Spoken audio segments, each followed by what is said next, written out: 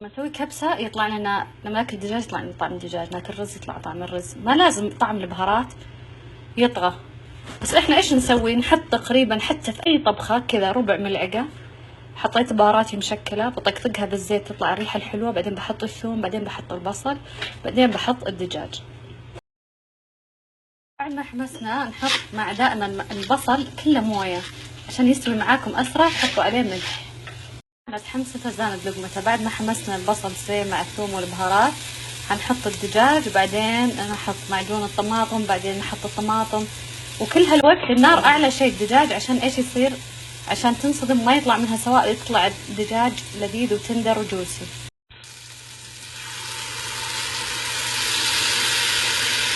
مكرونة جزر، كوسة، باذنجان، بطاطس، اللي تبونه.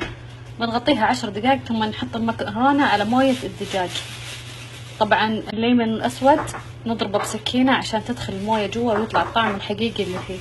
بسوي شطة. حمست، حطيت فرامة اديسون اول شي، بصل وثوم كثير وفلفل رومي، بخليهم شوي كذا يبقبقون، بعدين بحط عليهم فلفل حار، بعدين طماطم، معجون طماطم، شوي من البهارات، اي بهارات مشكلة، شوي نقطة يعني.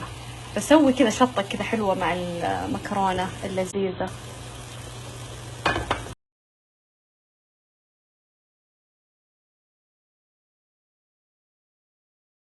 أبيكم تشوفون الشطة.